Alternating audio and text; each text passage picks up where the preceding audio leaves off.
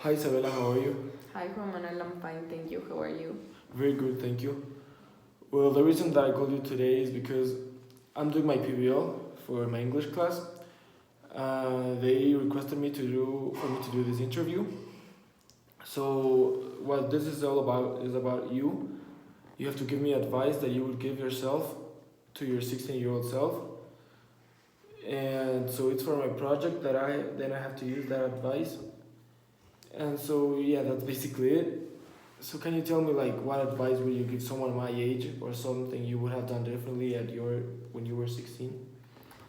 Oh yeah, so I think like the greatest advice I would give my 16-year-old self would be to be a good student, to care about my grades, but also to have fun, not to forget to live and not be just concentrated in schoolwork all the time.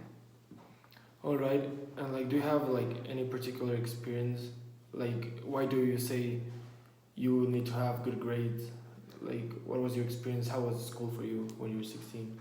Okay, so the thing is, I was in another school when I was younger. I was in the German school, but then I changed schools and I went to Colegio Menor for my last 4 years. And it was an amazing change for me. I loved it. It was like one of the best decisions I've ever done in my life. But I got a little lost when I changed schools because I was so happy of the environment I was in Colegio Menor, of all the new things I was learning, of all the new people I was meeting, that I forgot about the schoolwork and the grades and everything that was gonna be important at some point. So when I got to senior year and I got to apply to colleges and think about universities, my grades were not very good. So my options were not a lot. I mean, I could have applied to any school I wanted to, but it was too expensive for me to go there because my grades were not good. So when I applied to college, I got into every school I wanted, and that was a super great feeling because of my grades. I thought I was not gonna get into school, so I got into school, but then my parents couldn't afford it because it was so expensive, and I didn't have the grades to ask for a scholarship. So then I had to make another decision. I had to do something else, and that took a big toll on me afterwards because I didn't go to school I wanted to. And I'm not saying that I'm not happy right now, that I don't love what I'm doing right now. But I'm pretty sure that if I go back to that moment, I would have changed that, and I would be a lot more concentrated and a lot more focused on doing the things that would get me to where I wanted to. And so, how do you think you can maintain a balance between your social and your school life? Because it's like as a teen, it's really hard, as you said, not focusing on school enough. So, how do you maintain the balance between those two things? Yeah, totally. I think like not any extreme is good in your life because it just never is. Balance is important. But I think you just have to learn to prioritize what's important in your life. So if you know grades are important and if you know where you want to go, or you have kind of a not a straight up plan, because if you're 16 you don't already know exactly what you're going to do, but if you kind of have kind of a plan or a mindset, or like kind of at least an idea of what you want to do, follow the steps that are gonna take you there.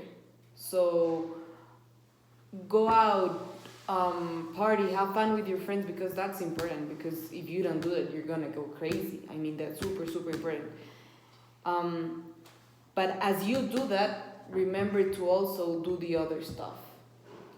And I think a good way to do that is, as I said, to have a plan, and also to like, okay, tomorrow I have a big exam. It's fine if I don't go to this party because I'm gonna have 100 other parties, Yes. like just to prioritize, and you're gonna be fine. You're not missing out on anything if you miss one party, one lunch, or you don't study for one test. It's fine, but just have a good balance. And like, even though you said you would have liked to focus more in school, like did at the end like everything turn up okay, like in your life, like with the choices you made, even though you would have made them differently.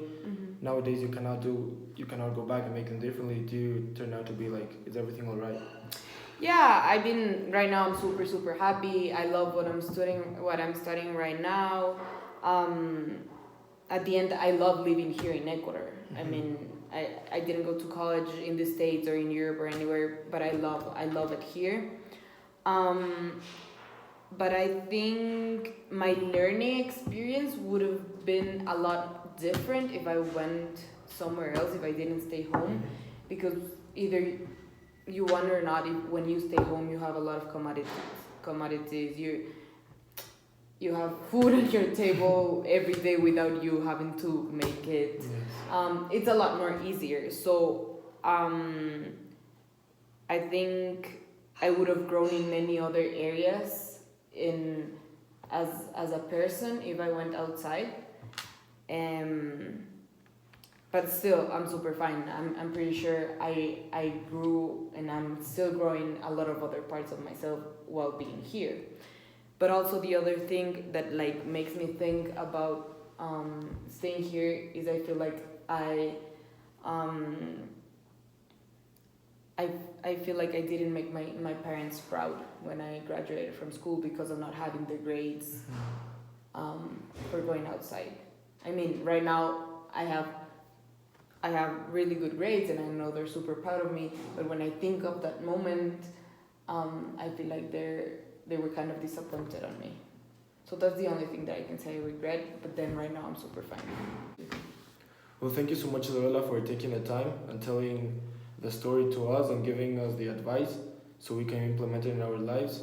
And it was great having you. Thank you very much. Thank you.